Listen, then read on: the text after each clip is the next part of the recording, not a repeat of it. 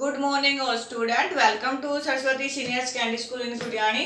आज हम करें चैप्टर का 8 क्लास का 12th चैप्टर का नेम है क्वाड्रिलेटर। इसमें एक ही एक्सरसाइज है। क्वाड्रिलेटर का नाम सुनते ही हमारे माइंड में आना चाहिए कि उसकी कितने डिवाइड में होगा 4, यानी उसके कितने पार्टीशन हो गए 4। यानी जैसे ये वाले हैं तो इसको हम first quad, second quad, third quad and fourth quad, इसको हम क्या कहते हैं क्वाड्रेंट। और इसी क्वाड्रेंट से हमारे क्या बनता है क्वाड्रिलेटर बनता है। तो ये अपना क्या है, इसकी 4 साइड है, 4 एंगल है, तो इसमें क्या होंगे अपने क्वाड्रिलेटर। ये क्या होंगे इस टाइप के, जो भी जिसके 4 साइड 4 एंगल हो वो आपका क्वाड्रिलेटर होगा। क्वाड्रिलेटर का नेम कुछ भी हो सकता है, रेक्टेंगल हो सकता है, स्क्वायर हो सकता है, ट्रेपीजियम हो सकता है, जिसकी 4 साइड है वो क्वाड्रिलेटर है।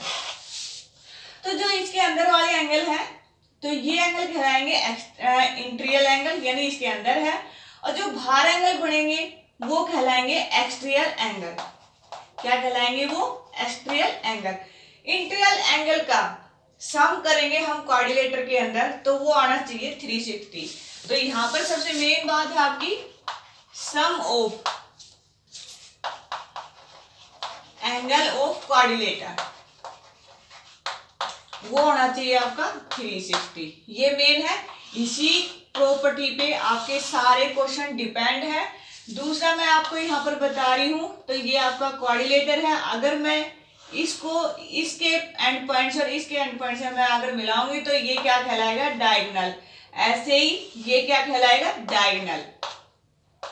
इस पे नाम दे दो ए बी सी, तो यहाँ पर ए सी क्या है? डायगोनल है, और यहाँ पर BD भी क्या है आपका? डायगोनल है। बस इतना ही इस चैप्टर में बताया गया है। अधिकतर जो आपका यूज होगा this properties use this exercise.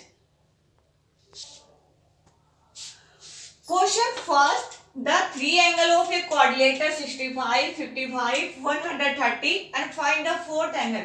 आपको यहाँ पर क्वाड्रिलेटर के 3 एंगल गिवन है, फोर्थ फाइंड करना है।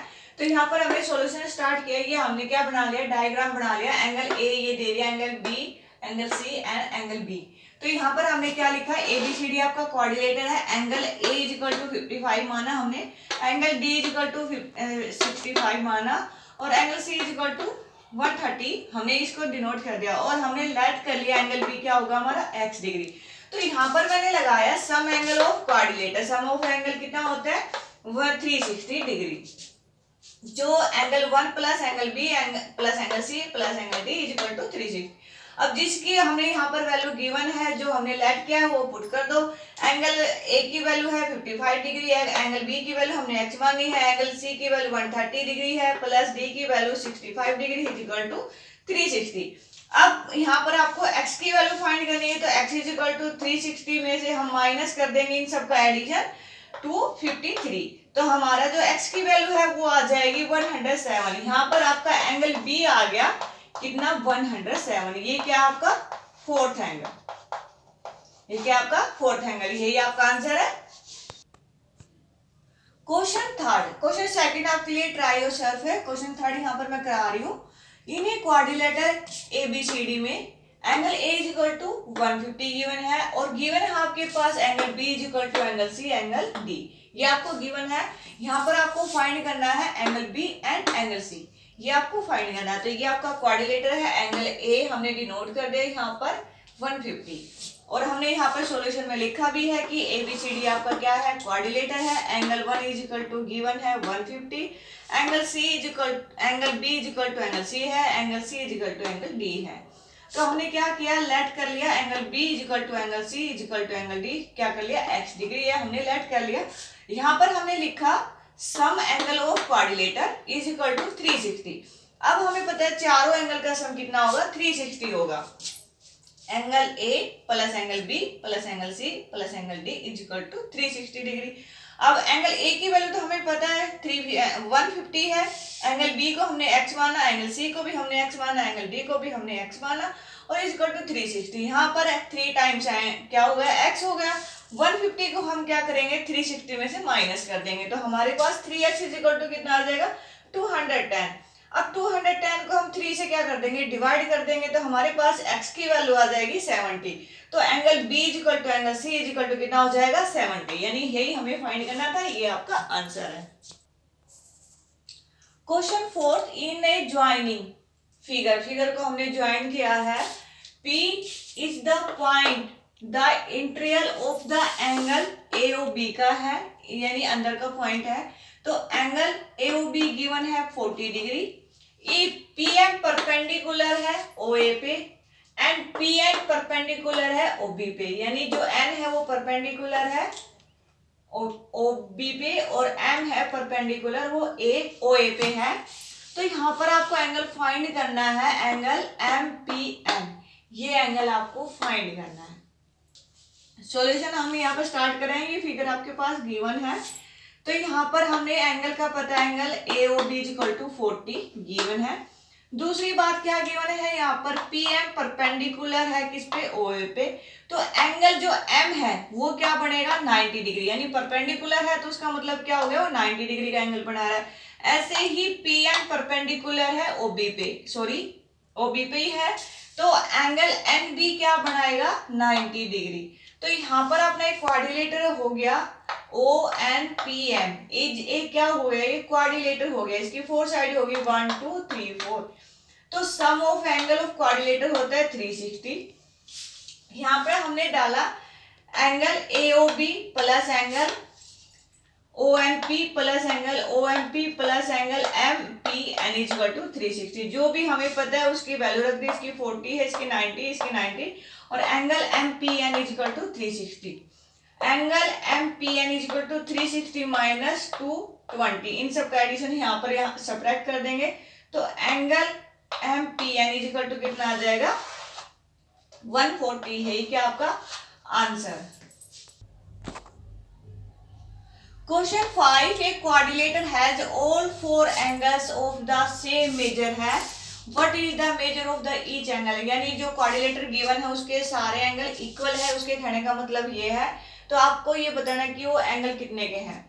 तो यहाँ पर ये अपना क्वाड्रिलेटर हमने ड्रॉ कर दिया। तो सॉल्यूशन में हम लिखेंगे ABCD एक क्वाड्रिलेटर है, तो एंगल हमने क्या किया, यहाँ पर सारे एंगल एक ही रेशियो के बराबर मान लिए।